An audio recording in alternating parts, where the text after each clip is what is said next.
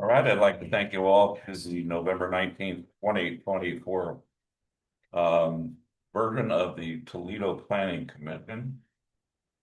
Tom, if you'd be so kind as to lead us in the Pledge of Allegiance.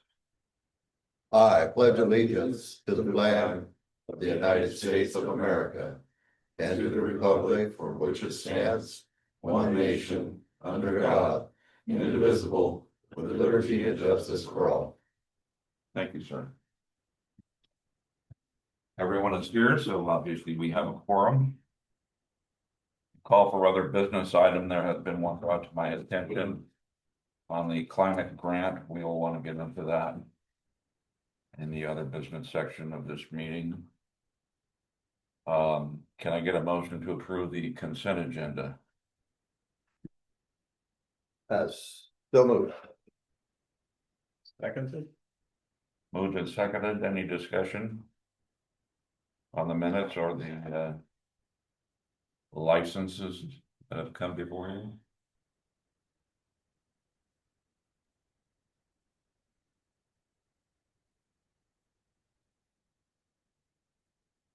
Nobody here from Toledo except the trucking company.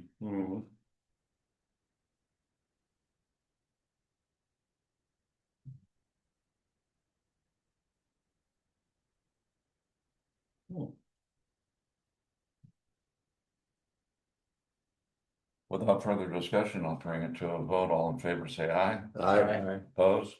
Motion carries.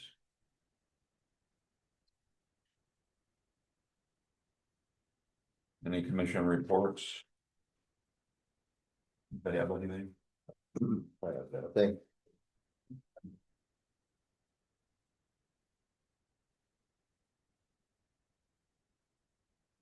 Okay, before we get too far, much farther along, I did want to make one announcement. The December meeting will be my last meeting on the planning commission. And Renee, as vice chair, you'll be taking over in January with a brand new council. And I appreciate working with everyone and for the city. Time to step aside and let somebody else do it. you. What if we don't accept your resignation? Good point, Tom. You said December? Nay. Right, would be my last meeting. We need a motion. No motion needed. Okay, unfinished business would be the sign discussions. Everybody took home their sign ordinances. And from my personal standpoint, I think I was a little bit hasty in assigning this as too much wording for our city. But as I started thinking about it and going through each one of these sections, I started realizing that as Toledo grows and goes into our UGAs and reserve areas, that probably all of this is going to at some point in time apply. I'll go first. I did have one objection that I thought on the prohibited signs, which is page 5 of 12. And you're looking at the Kalama version, right? That's the Kalama version, that's correct. Because you also have the Winlock version in your packet. I saw that too.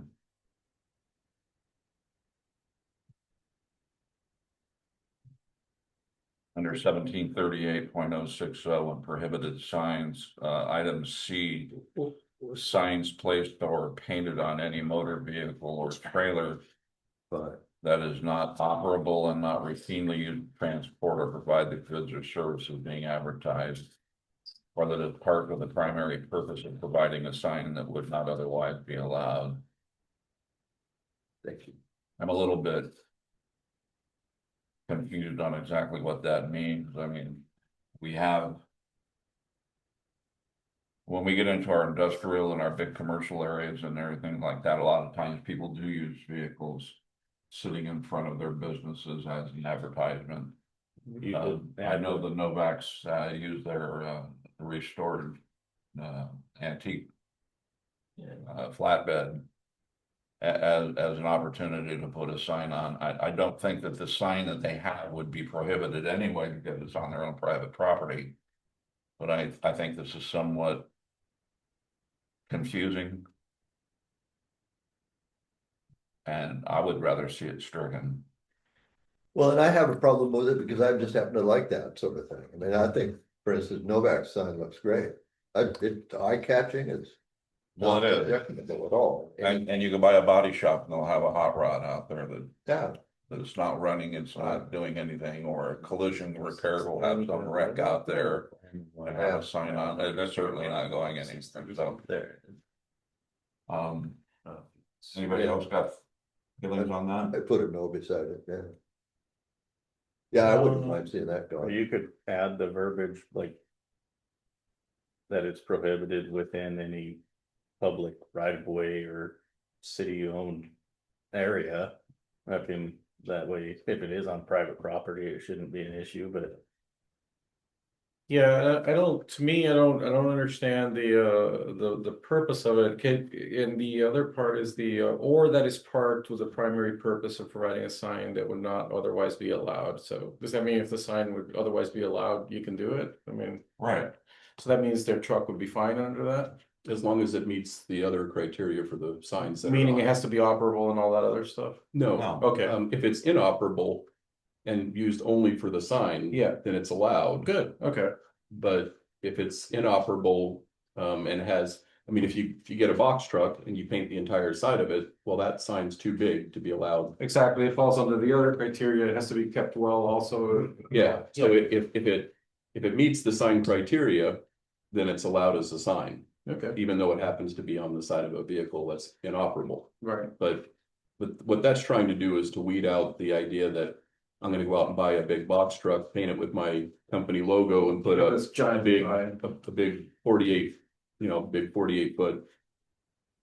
Whatever on, that's not allowed by the sign code, but Right, I then say, oh, it's on a vehicle. Well, you can't do that because this prohibits that. so The it's problem is though, is that it runs counter to our current code. Under aesthetic standards, which states that all unlicensed boats and vehicles shall be restricted to the rear yard area and be screened from view.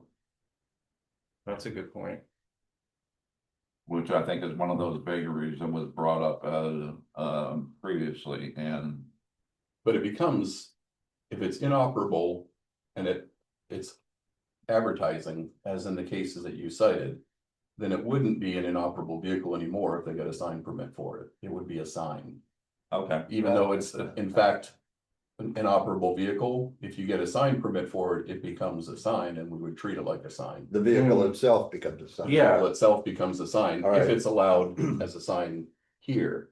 What that provision that you flagged does is it says that you can't circumvent our code by just parking a truck out front and painting the side of the truck and claiming that it's a vehicle.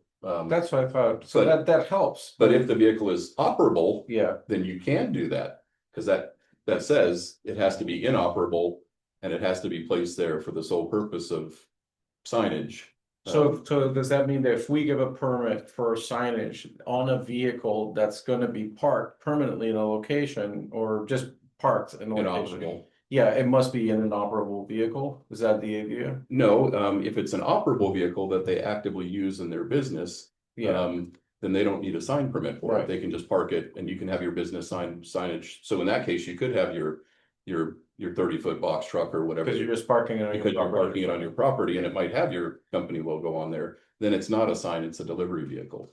So what that's trying to do is distinguish between there and close that loophole that that would let somebody claim it to be, Yeah, well, that's just a delivery vehicle, yeah, but it doesn't run.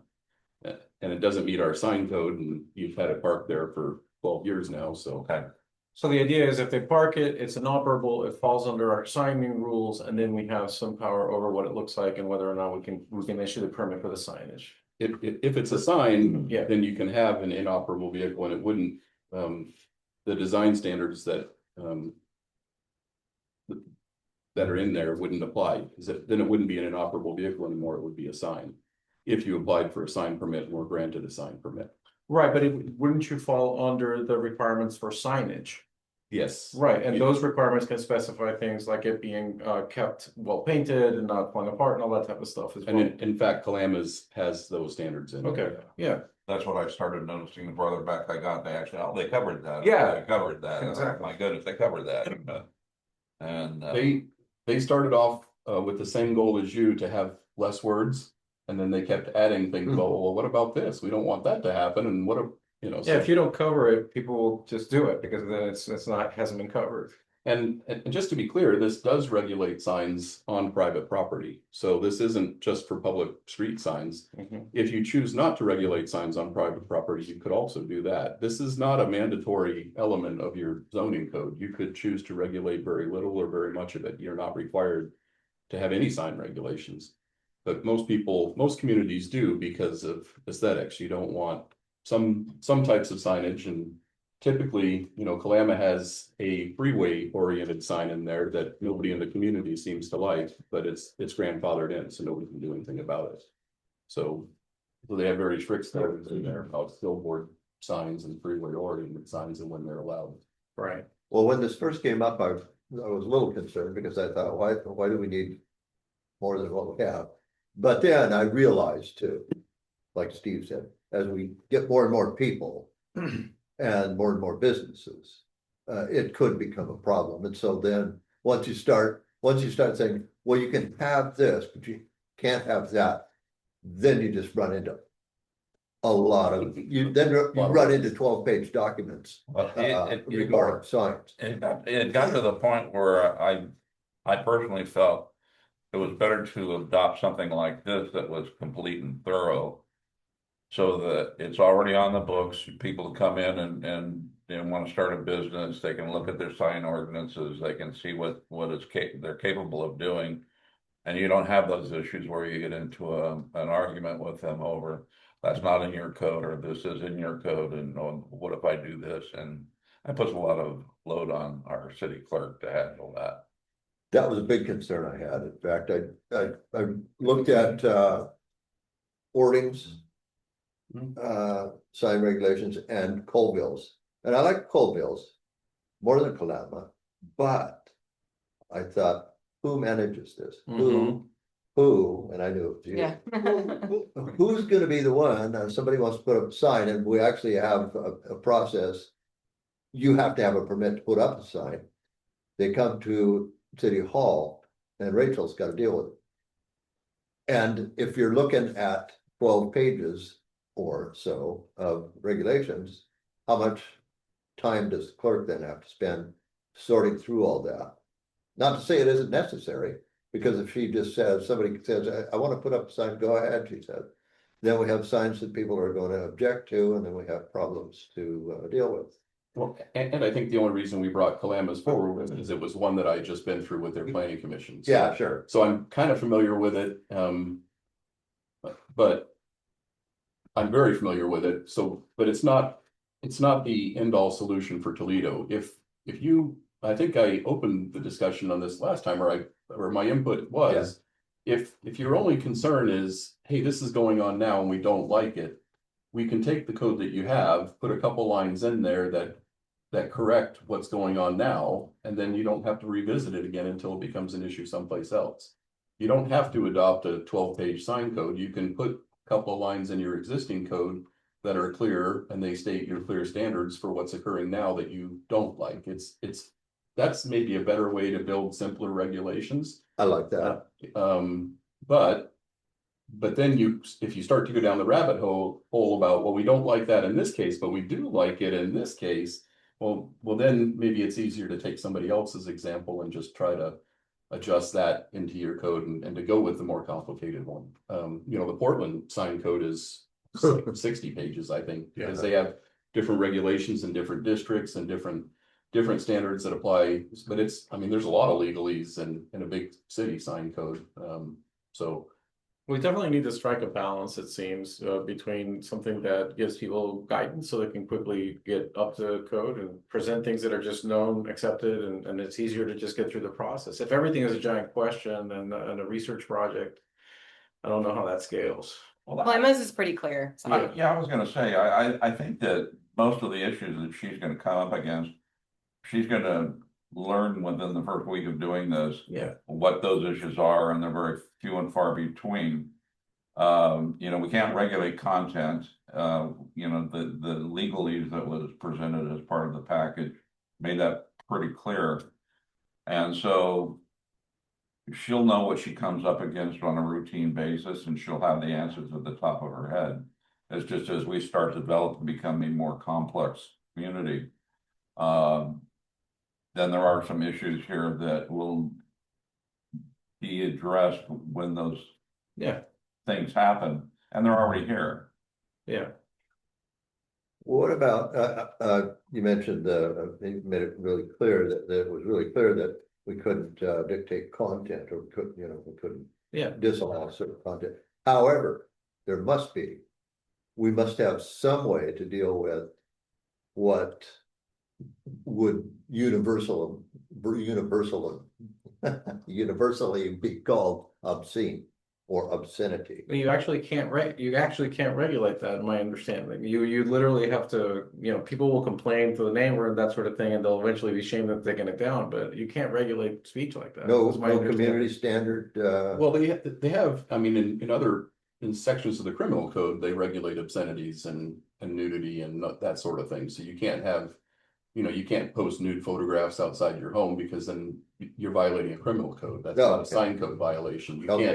You can't put profanities on signs because it violates criminal code, not a sign code. Sign codes have to be content neutral, but most of them are not.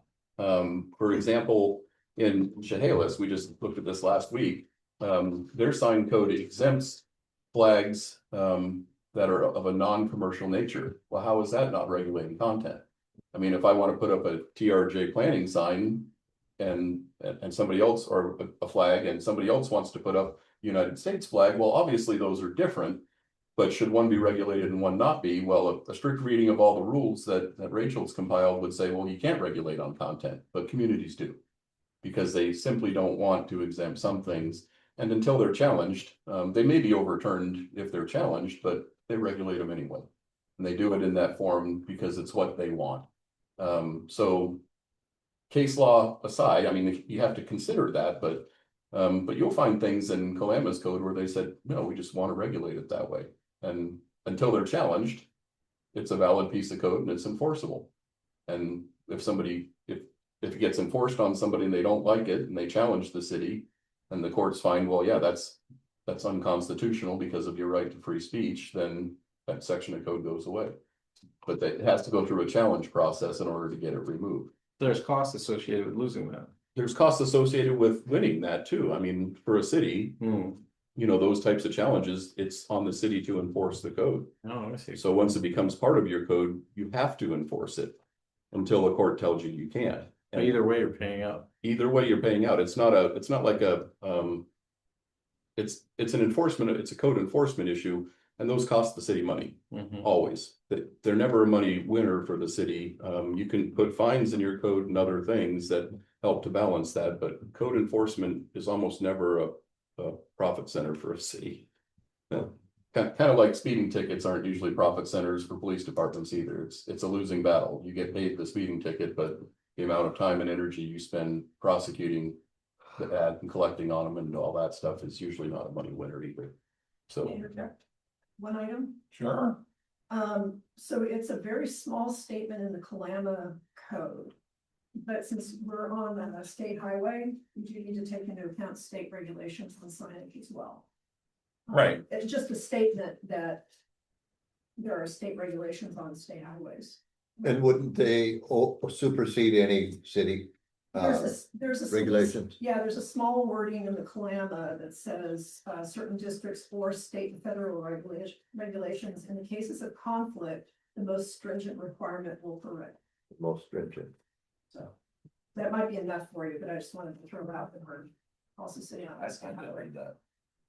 yeah, and because you don't put state highway regulations in your sign code doesn't mean that they're not applicable. But it wouldn't be something the city would enforce. The state could still enforce it.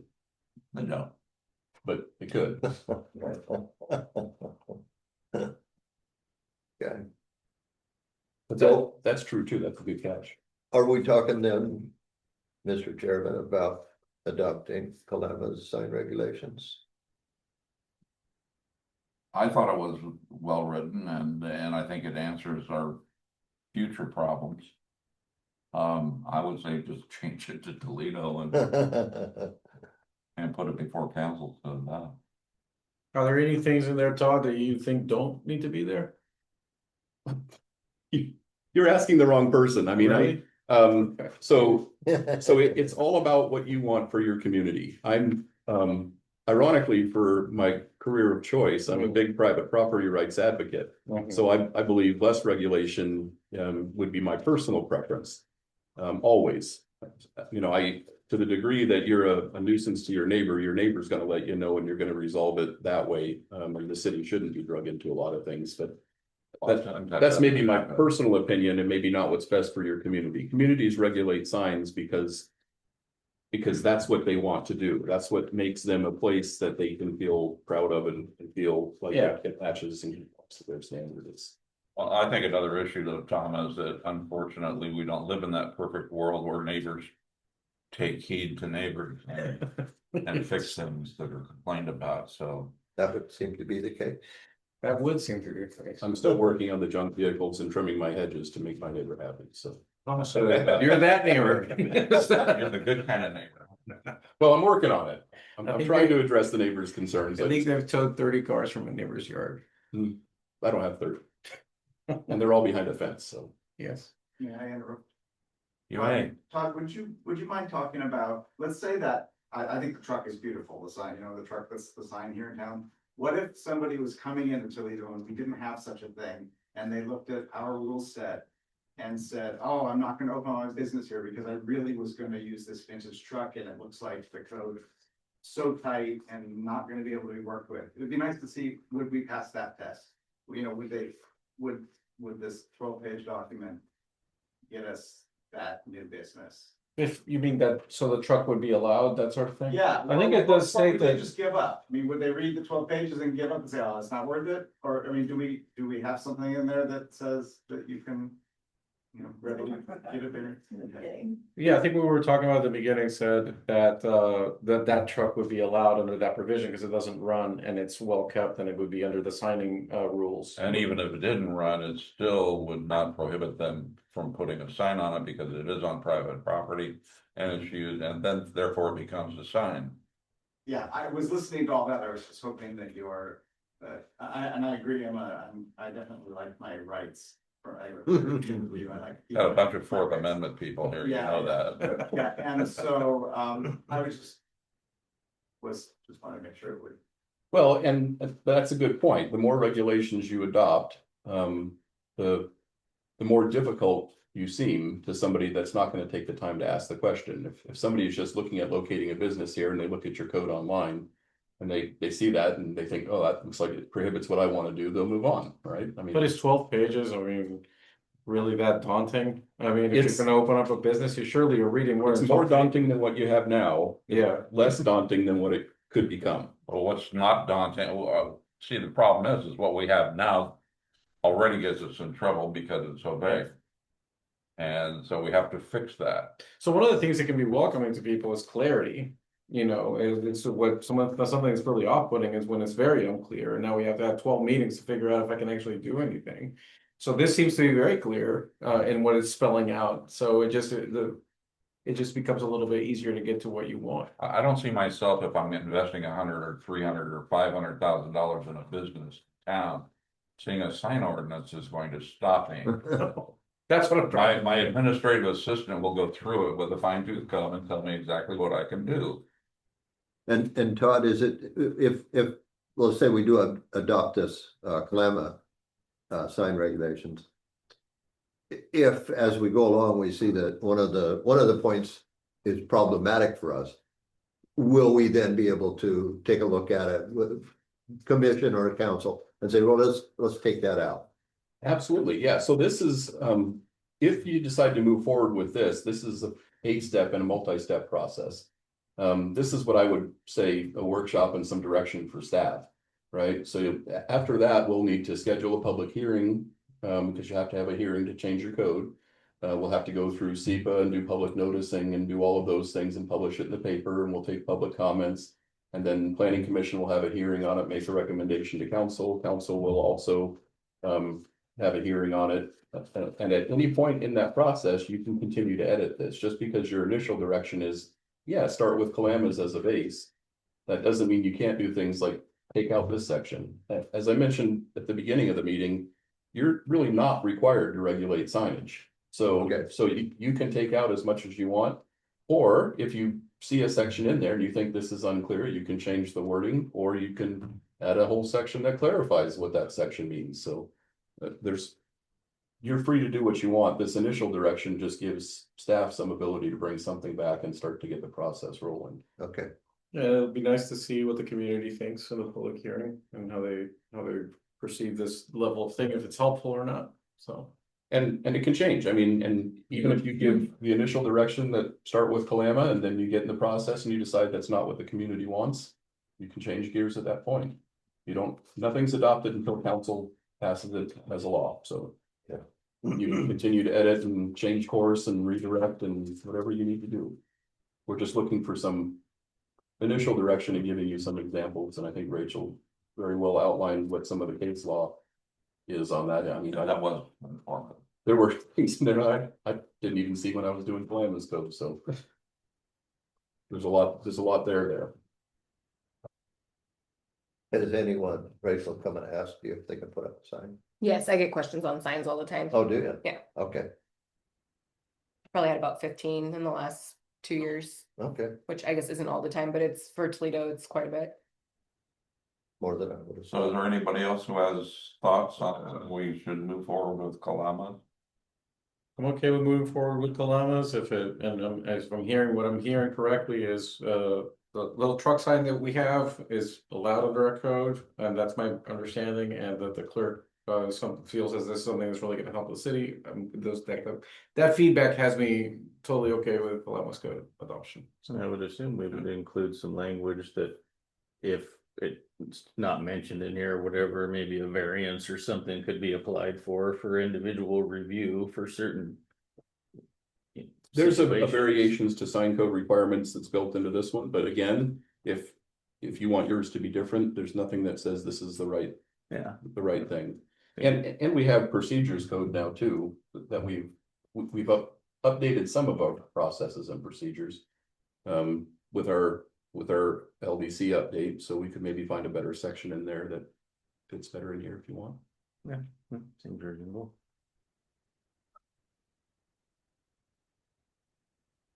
All right. Moving on, WGFL comments. And these are informational. You have all already had your public hearing on the comp plan and zoning and the LDC. I just wanted to bring those to you so you could see that changes are occurring as a result of some of the state agency comments that we're getting. We've got comments back from Department of Natural Resources, their Geology and Earth Sciences Division gave us some comments. And also we've got a lot of comments back from Department of Fish and Wildlife. And we've had a couple of meetings with them and made some changes to address those. Those will be presented to council as staff recommended changes to the Planning Commission recommended version that you put forward at your last hearing. So to the degree that you're interested and you want to know what those changes are, I can walk you through those. Or if you want to keep it brief and just know that things are changing and now you have the changed versions in front of you, they will continue to change too. We still haven't received all of the comments from Commerce, so there will be additional changes to the LDC and everything. The version that you recommended will not change. These changes will all be presented as staff recommended changes or staff considered changes and not recommended changes, I guess is the case may be, to council when they take this up at their hearing. So I'm happy to present as much or as little information on that as you want. We have no further part in this, right? Not really, not without reopening the public hearing, but certainly if you have input, all of the input that we're bringing forward is input to council. So if you look at some of the changes that are reflected and you have questions, then I'm happy to answer them. If you don't agree with the changes that we're making, then we can tweak those within the context of what the state agencies are saying is required. We're only making changes that they're telling us are required to be compliant with the Growth Management Act. So we're not, or to be compliant with the state. But well, and actually DFW is very kind to tell us that they don't have regulatory authority, but this is, I know. but this is what they want us to say. So we're trying to be accommodating and address those to the degree that we can, without seriously undermining what you all have already done. Yeah, it was all pretty minimal. Yeah, overall, they were pretty minor tweaks and changes, but like I said, I can run through them individually if you want, or we can not. The other thing I would like to mention is we have had some additional public comment on the waterfront mixed use zone and how that's applied. Kyle Wheeler had submitted some information to you all before when he was asking to change the map. And I believe Mr. Gordon's here tonight too. But because that property was adjacent to the waterfront mixed use zone, but sort of what came out of that was some additional research. And Mr. Wheeler has noted that I guess he had talked to Councilman Hayes after a meeting and was informed that not only did you not want to entertain that motion because Mr. Gordon hadn't asked for it himself, but also because it didn't fit the criteria of being adjacent to the waterfront, which is the other criteria that we did use, and you all had me modify the map, take a lot of properties out that weren't directly adjacent.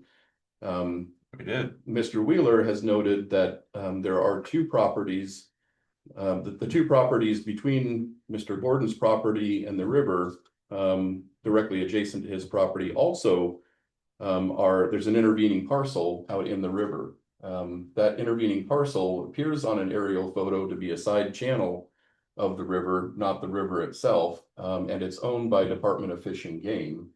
So I just wanted to make sure that your intent was, and also one of the errors that's in the map currently is the city-owned parcel that's third in line down along the riverfront isn't actually in our city limits, and it's not in the UGA, so we can't propose zoning over that at all. So I'm gonna have to make that recommendation to council that we remove the zoning from that one. So if the city just won't zone it, it'll be county zone because it's not in our UGA and not in our city limits. But the other two parcels that are that I had presented as being directly adjacent to, and this is on the extension of South First, which I guess becomes some sort of a private gravel road. The county assessment information doesn't show it as being a public street. It just shows it as being within the property. But I guess that South First does continue as a It's an gravel road. easement. Yeah, it's an easement. It goes, it's shared between the city, Fish and Wildlife, and Mike Grove. So it's just an easement. Just an easement. Mhm. So there's an intervening roadway And the guy behind him. there, plus there's a parcel there. So those two parcels that are currently designated as waterfront mixed use are not technically adjacent to the water, which is, So they're gonna be removed. well, I wanted to bring that up for discussion because I don't remember us having a discussion about that. We discussed a lot of the other parcels specifically, and I know that we did a pretty thorough review of that. But I wanted to point out that that was in there because I'm not sure what your intent was. I wouldn't remove those on my own.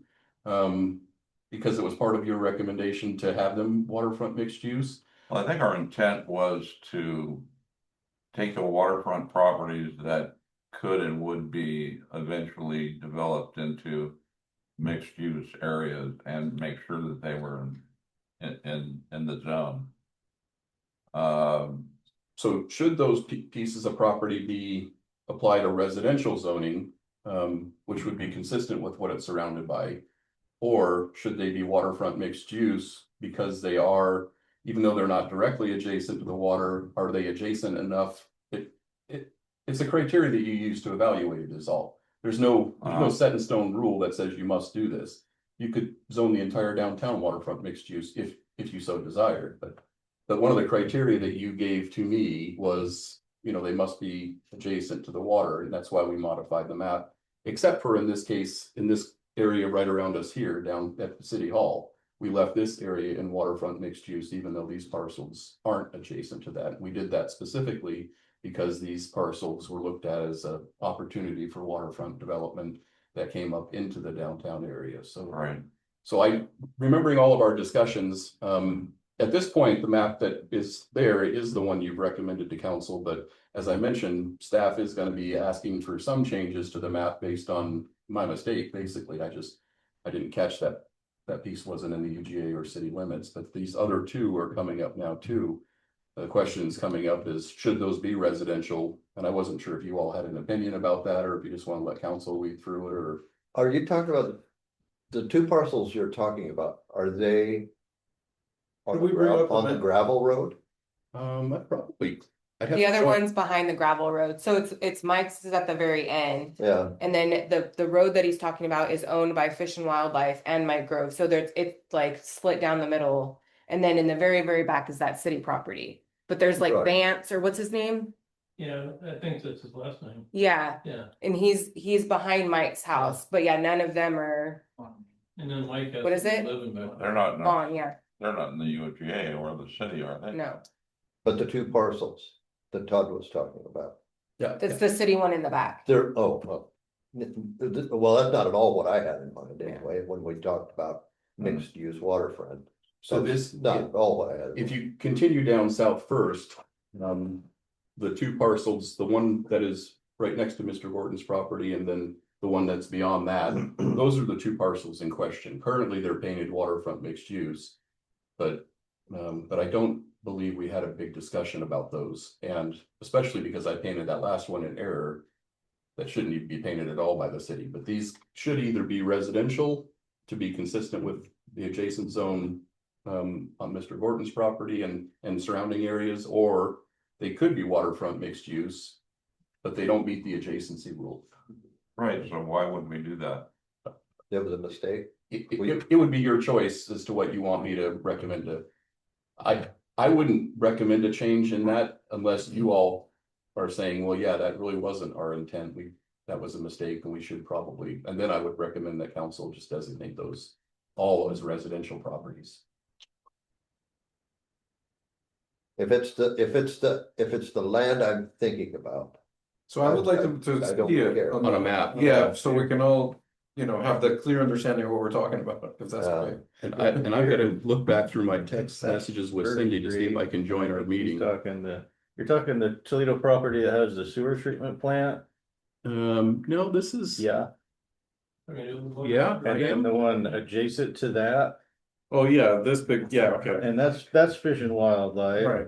That's City of Toledo, where then I'm not sure what exactly private parcel that he's talking about. The two triangles. And they're up against the river. let's see. Yeah, so if we can get the map up, I think it would, so we can all look at this. Yeah, this isn't the best. So this is Better than everything we have. This pink one down It here is- on the end is the one. In Bond's property, right? Is that what they're talking about? That we have painted as waterfront mixed use, and we can't, because it's outside of our UGA. Right. These parcels right here. That are in our UGA outside city limits, there's two of them that are right there. They have that WDFW parcel that's out there in the river. Or the fish and game parcel that intervenes between that, but it looks like the river does touch those parcels, so they are sort of waterfront, The but. blue, Yeah. The slough, Yeah, yeah. Are those waterfront mixed use parcels or should they be residential? I think it should stop right there. I think it should stop exactly where the residential Yeah, starts, right there. exactly. Stop at the city Yeah, limits, Yeah, and then the UGA parcel should be just And residential. the city parcels. owns that lot at the end, so the side of Block First Street off and make it a turnaround. I'm sorry? And the city owns that last lot. The city owns it, but it's not in city limits. The one that No, looks like. he also owns the one where you would stop. Oh. That blank lot. Oh, that one. On the there river. end. At Alder and First Street kind of intersection. Yeah. I've got to look and see if I could put it up on the screen if I could join the meeting. I just don't remember the meeting. It's Zoom meeting, right? Right. We get Zoom open. Rachel, you're gonna have to. Yeah. It- it was- So. This little group right here. Yeah, joint meeting, okay, meeting ID? 994 Waterfront, which I Four, would two, consider three, because this is not developed. 1853. This is all like water. Connect to audio. I guess that's pretty big. Yeah. Subject to Meeting movement. passcode. 12. Area. No. So this and that's actually what. Thank you. On this side of that road anyway. There it is.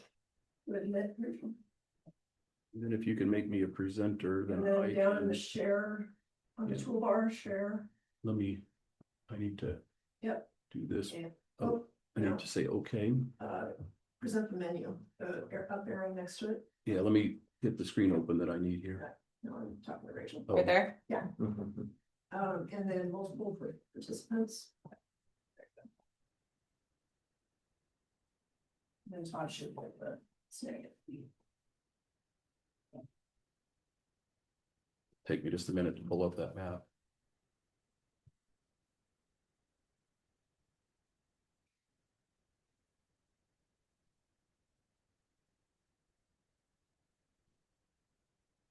Yeah. There's the transmission shop in town that just popped out. The license in there.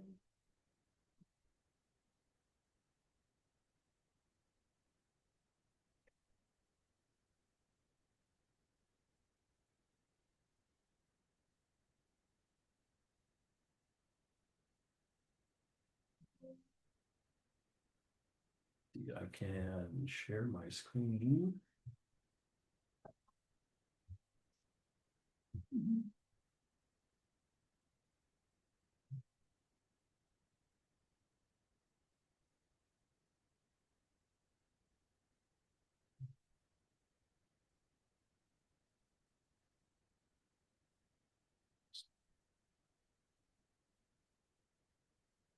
I'm sorry, Todd. It's okay. I should have been prepared for it. I was trying to describe it. I figured that you all would just kind of know where the pieces are, but I should have been more prepared, so.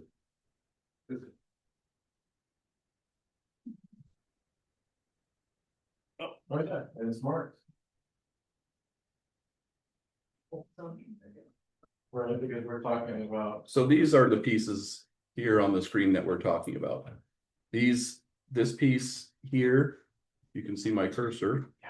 This piece here, and then this piece here. This is the one that city owned, Right, but it's outside of the UGA and outside of the city limits, so it shouldn't be designated at all. So that was my mistake. These two pieces, they have this intervening parcel out here that's owned by Department of Fish and Game. before the river. So, but that looks like river, so that's why I think that these were originally painted this, but the criteria was to generally stick to the riverfront properties only. You can see with almost no exceptions here, we've done that. We did make exceptions in the downtown core for this block here, but only that block. All the other ones we stuck, and I do remember us having very specific discussions about that, and that was done intentionally, I know, but I just don't know if it was intentional that those two parcels down here were actually painted waterfront mixed use, or should they be consistent with the surrounding properties over here being painted residential? Because they're not technically. What are they waterfront. now? They're painted as waterfront mixed use I now. would say. So what are they as far as property, just vacant property?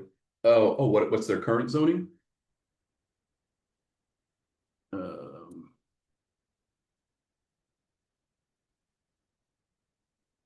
Well, there's nothing there. Willie Grove's got a house near there, but there's nothing beyond that.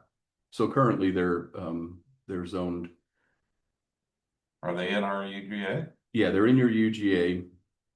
And they're zoned residential, I believe. Well, it's just a backwater that flows. Yeah, I'm not sure there's any point to having a mixed use, I- it's just a slough. I don't see it. I just don't. It's not It's not the kind of place that somebody's gonna put a cafe or a restaurant on. Oh. I.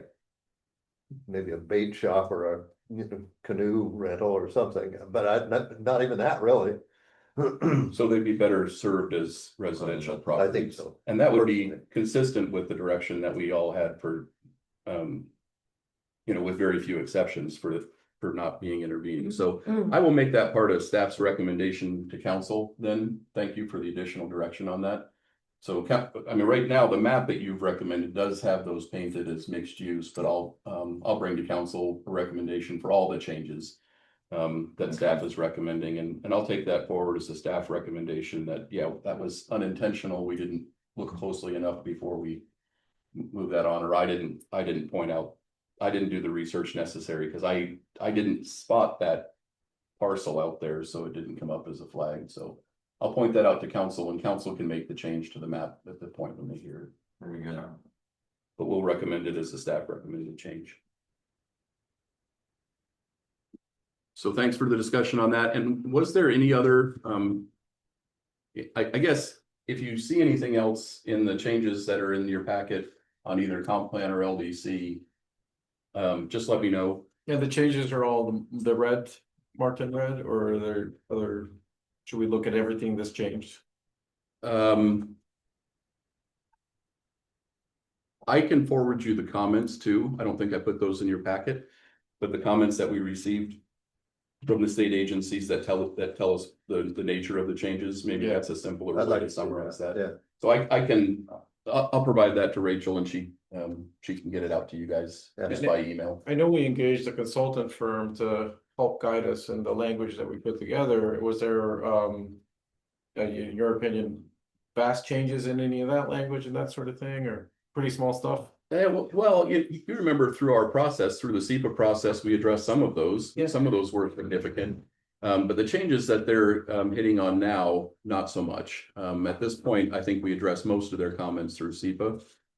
So these DFW comments and I think the most notable thing that came out of the Washington Geosciences was that we had alluvial fans mentioned in our code, but not really strictly defined or talked about. Yeah. But we don't really have any of those in the city. We may, I guess. I mean, it's a geologic hazard, a formation that happens on hillsides and other things that have washouts, but we don't really, it's not really one that plagues Toledo, so we didn't Right. spend a lot of time on it, and that's what they pointed out. So I beefed up that section on there. And all these will be considered, all the changes will be considered separately by council at their public hearing.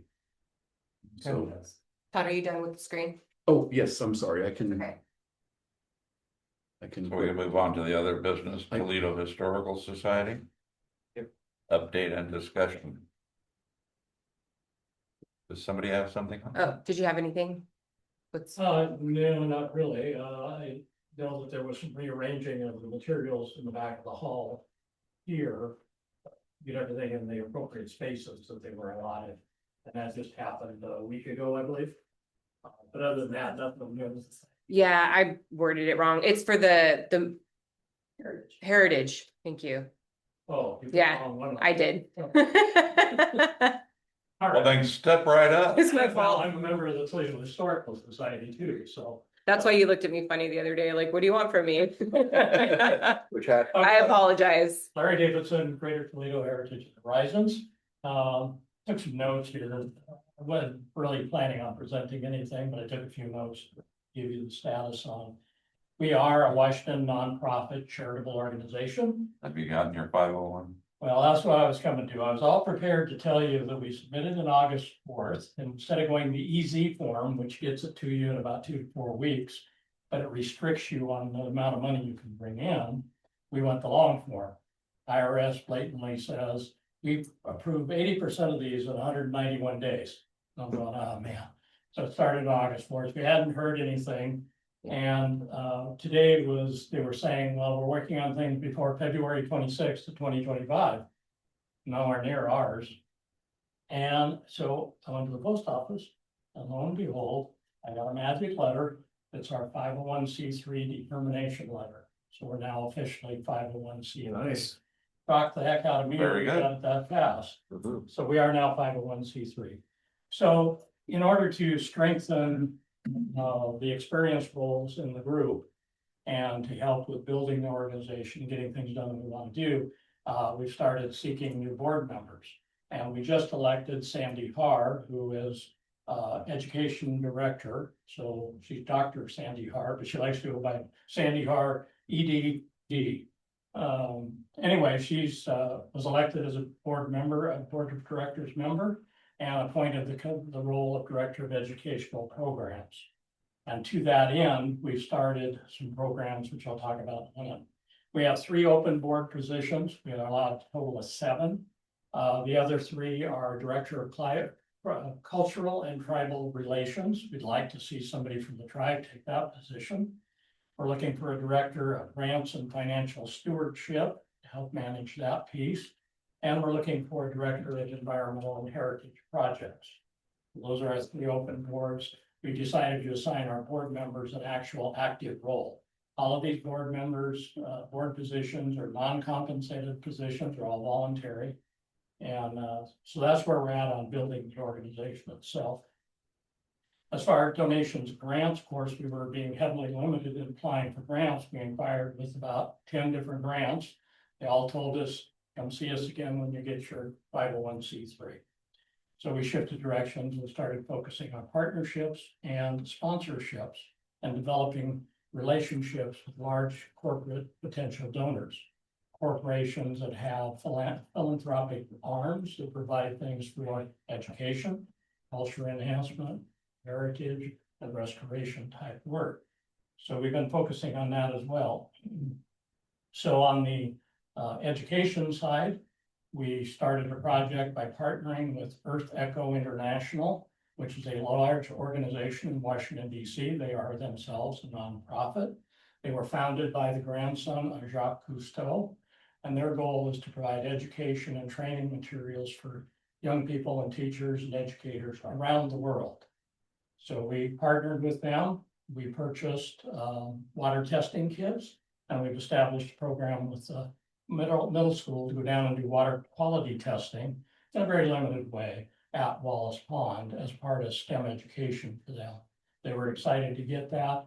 The kits are donated by us as the sponsor of the program. And so those kits are now in the school's hands. We've got a couple of other programs coming up that we're working on right now. I hope to announce another one here in another week or 2, working with the park and Wallace Pond to make improvements to water and surrounding areas. So we're focused on that, but in the vein of keeping good, strong STEM education rolling with that. So we're talking to the schools about their classes. We'll be talking to the FFA, and we'll actually be talking to the Scout group about potential Eagle projects in the area to help improve the park. So those are the things that we have in work. Let's see here. The things that we're doing when we do these programs, like the water quality testing and the next ones that are coming up, we contact Lewis County first and get their permission to proceed forward with those. So I review those with Matt Thurston, who's the parks manager, director of parks, and I'm not sure of his correct title. But I review those with him, explain what we want to do and the extent of that, and get their approval before we do any of those things. So we're not just walking out there and wholesale doing what we want to in the park. We do work that with Lewis County, and they've been very supportive of that. They're excited because some of the things we talk about doing there, they just haven't had the resources to do. They've actually wanted to do them, but they don't have the resources. And so we're trying to involve the community in those sorts of things. Let's see, I mentioned our partnerships and sponsorships. I'm an official partnership with Earth Echo International. We have, let's see, let me get the count here.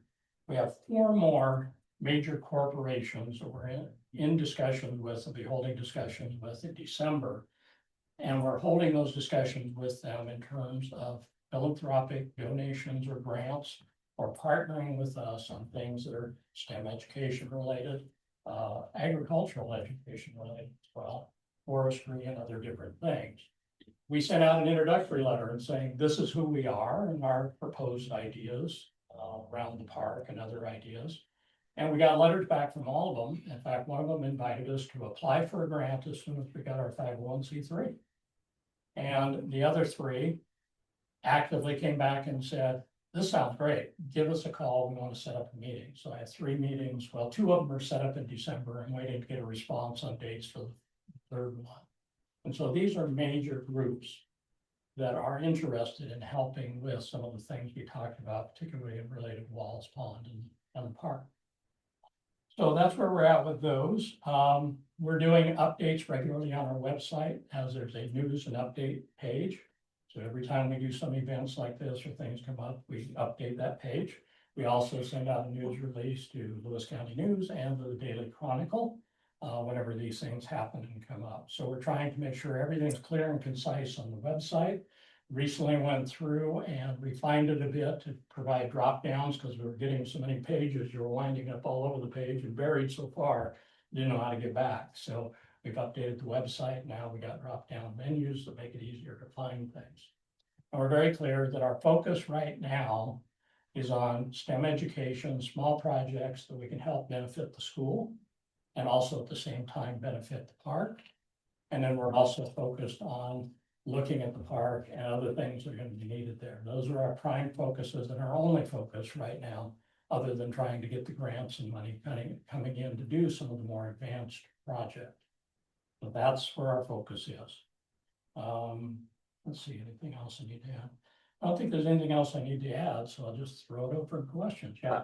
How much latitude is the county giving you across the river? Well, these are small projects at this point in time. And, you know, the response I got was, that's a great idea. We love it.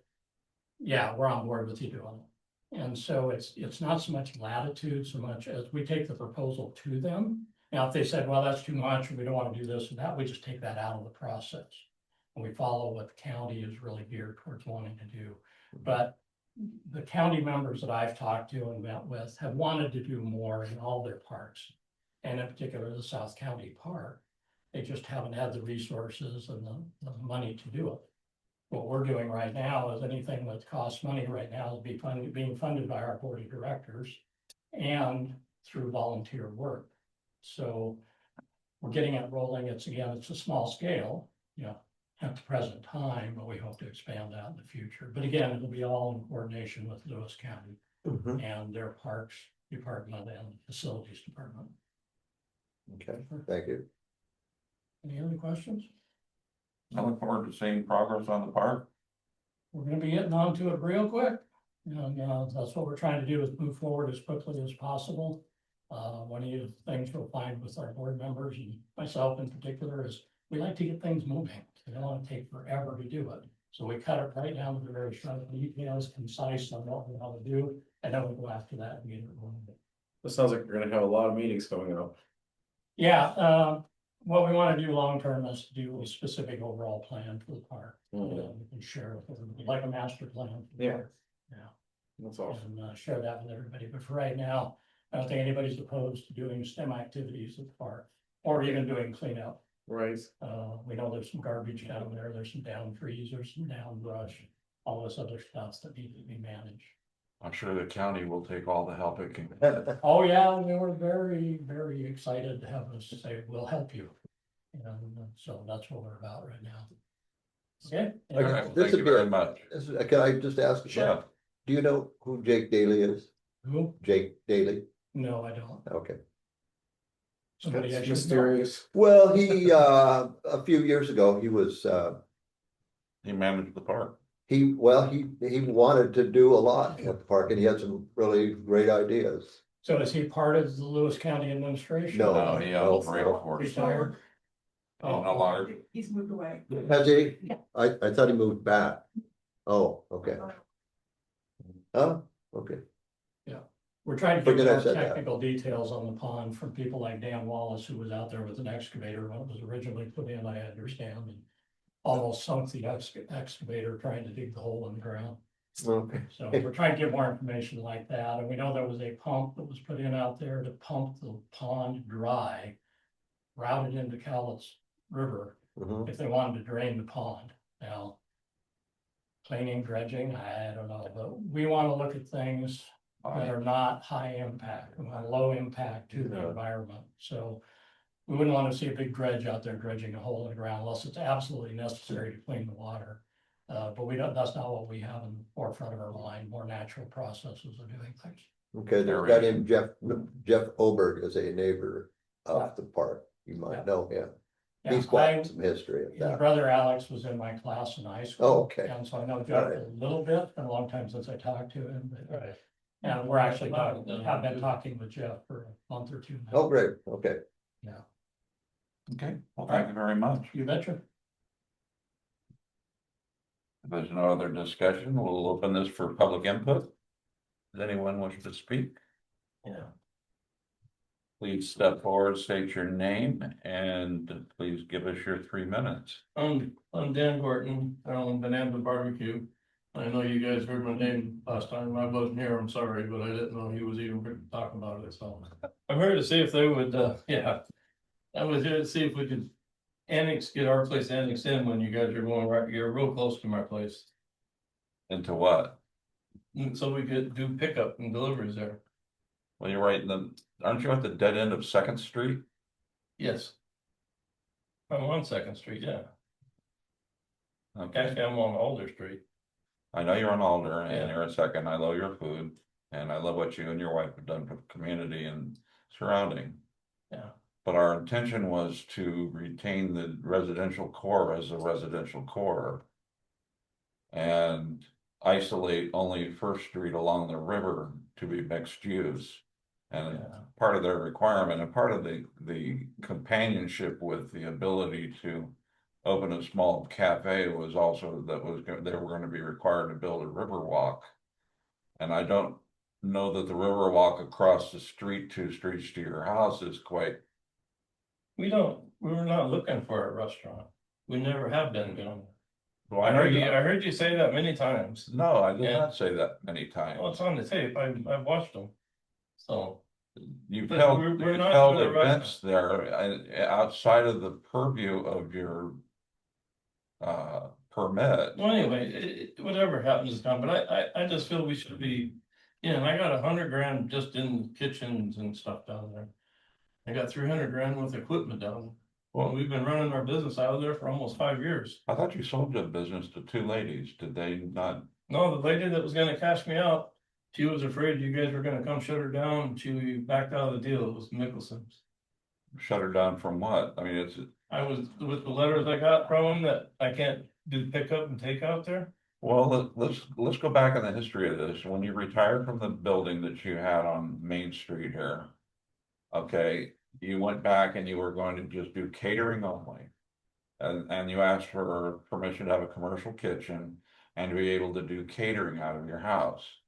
And the council issued you a conditional permit to allow you to do that, and specifically stated that there was to be no pickup and delivery from this site, there would be no special events on the site, and you're still operating under that same permit, and unless that changes, why would we then designate you as mixed use when you're 2 blocks from the mixed use area that we had designated along the waterfront?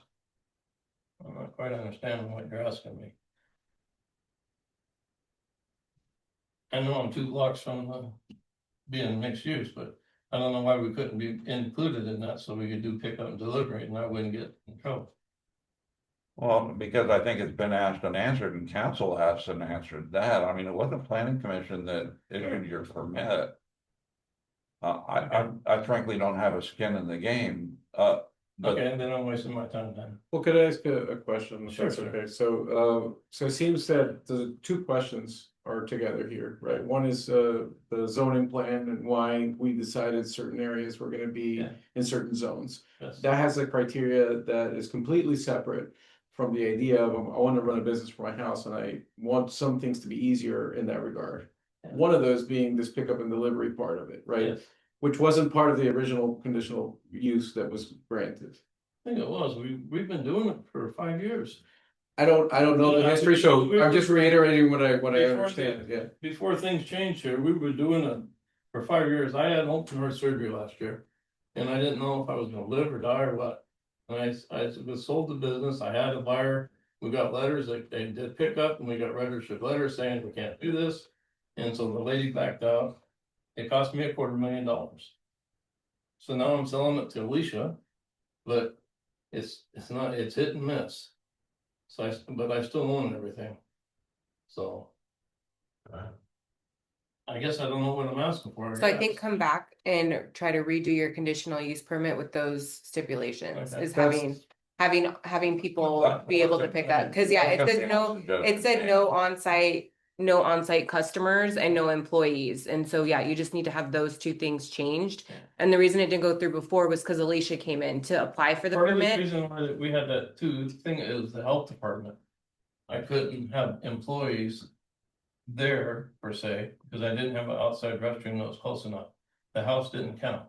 So I spent 15 grand to Right, put a restroom in. Mhm. So Alicia would be covering her the health department, and they came out and they approved it.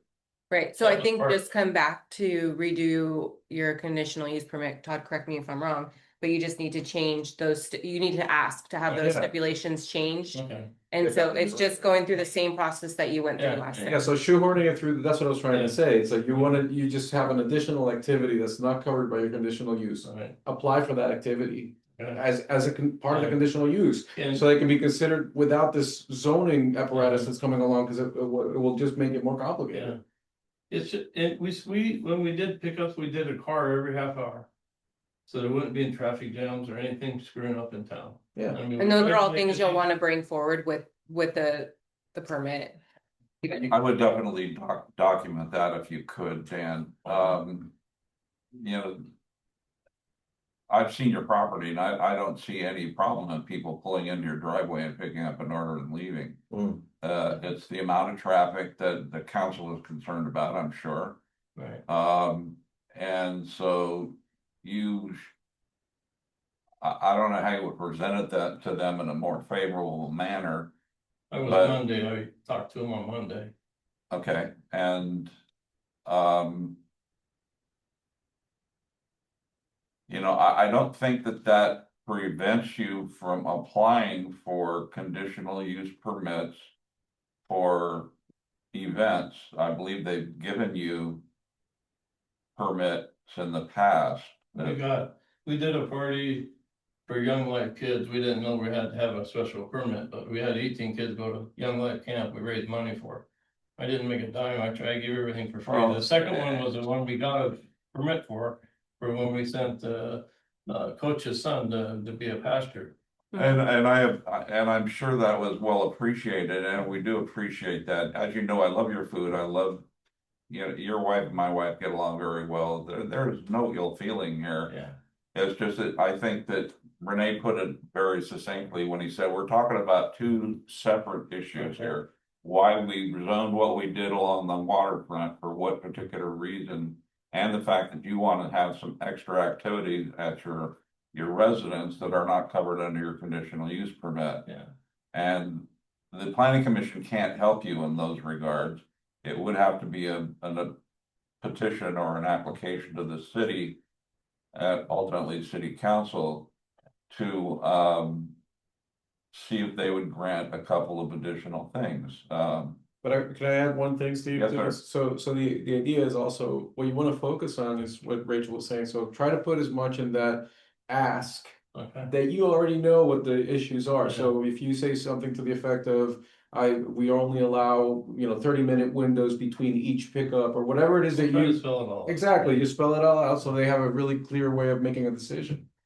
Have the answers before they ask the question. Yeah, So conditional use is just like the one that we did up here for the bookstore and the residence. Those are heard before planning. Planning commission, yeah, I can get those all. Conditional use, is that? Conditional They uses. go to planning first. Yeah, yeah. you guys did the original. we have to give the recommendation. They did it. Oh, recommendation, then we give the recommendation. So you will have to, but there may be a shortcut to that. If you have an existing conditional use that hasn't expired or hasn't been canceled, then it may be easier for you to, if council will entertain that, you could ask them, can I bring it right to you for a modification of? Because planning commission's already approved it and that, but for a new conditional use, you'd come back to planning commission, you'd start there. But why start there and waste time?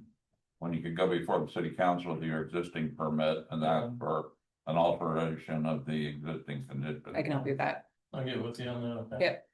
Yeah, I think modifying the existing one may shortcut some process and public notice requirements. Yeah. The cost of the We're permit. not here to hurt the town, we're here to help the town, we help the town a lot.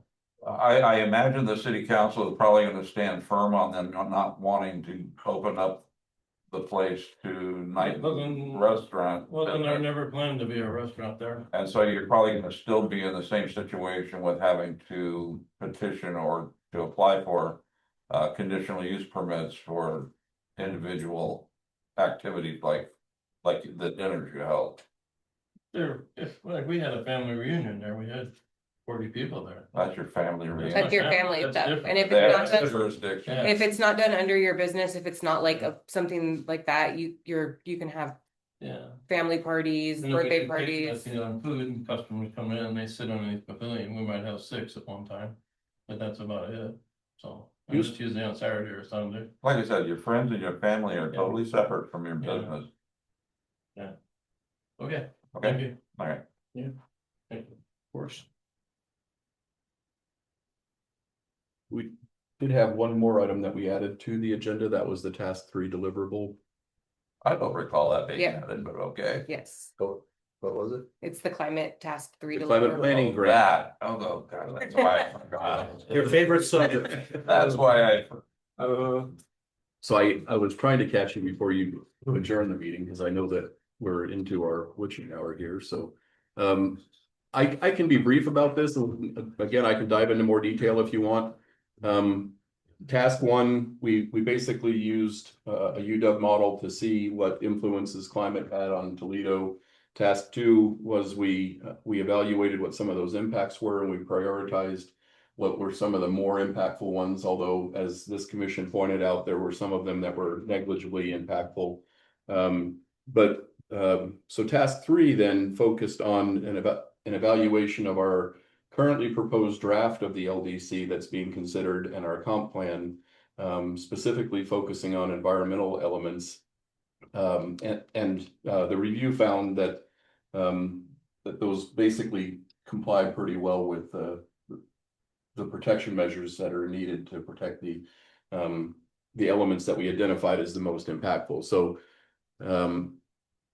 what we also did was we had Gray and Osborne participate in this deliverable too, and they prepared a memo basically outlining, here's how your infrastructure would respond to changes in flood and drought and other things. And they came up with some interesting observations that we hadn't come across previously. I attached their memo in full. I've summarized it in the staff report, but I've also attached it in full. But they're suggesting things like, we should really implement a plan for well monitoring to see how summer drought impacts the water levels in our city municipal wells and how that may impact future water systems. We should look at bridges and how they may be impacted by floods and erosion that occurs around those things. And they've identified some areas in our capital facilities planning and utilities and transportation elements that are lacking. In a flood event or in a fire event, we need to make sure that we have clear passage for people to get out of town that's not flooded or on fire. So clearing sections around specific exit routes and roadways. Those are recommended actions. So only 2 ways out of town. right, and both of them have tall trees on the side, so one more than another. I mean, the southern entry is definitely more treed than the northern one, but identifying those and clearly coming up with a plan is, hey, this is your exit route. Don't drive through the forest on the south side of town if it's on fire. Go up on the north side of town. Go back out that way if we need to evacuate town.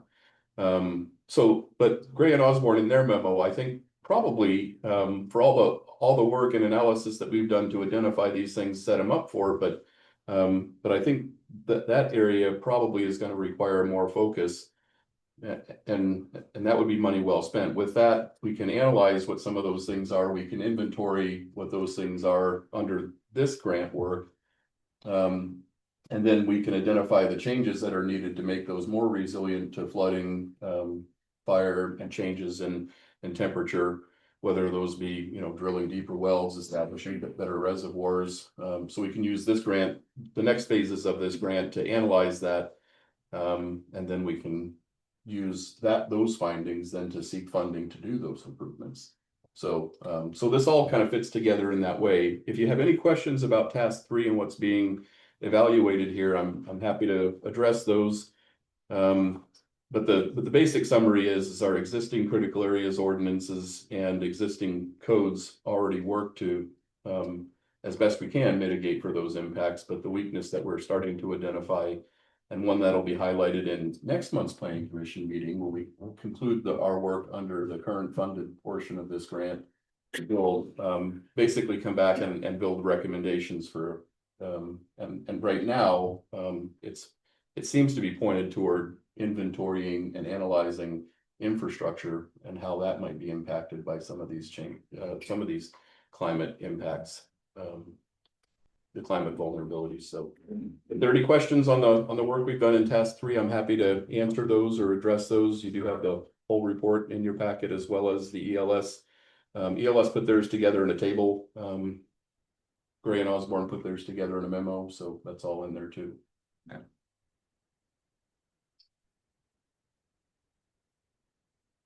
Yeah, I'll have to read through that. Yep, we're just presenting, this is, we're presenting the findings in these things for questions and any questions or comments or observations. Next month, we'll have the task 4, which is the final deliverable we've identified under this phase of the grant. Next year, we're eligible for additional grant funding to dive deeper on some of these issues if we want to.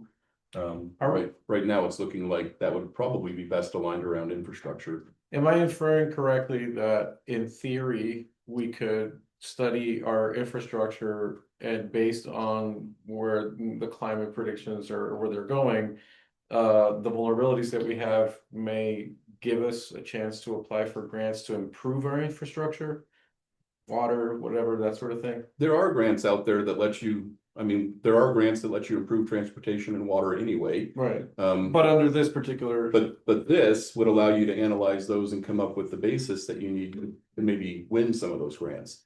If it's a demonstrated need, not only for future growth and capacity, but also to mitigate for a climate vulnerability as identified through this work, then now you have more supporting documentation for future. Awesome. So yeah, we're kind of using one grant to analyze, and then we'll look for other funding so that the city doesn't bear the full cost burden of the infrastructure improvements. But it'll also help us to capture that from future development too. As it comes in, we'll be able to identify a need and have everybody pay their fair share when they build out the city.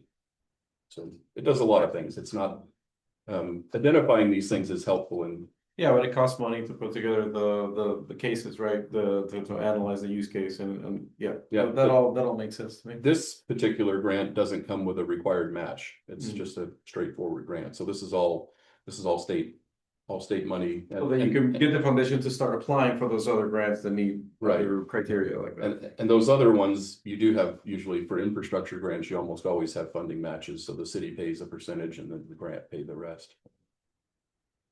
But there are some that don't at all. Do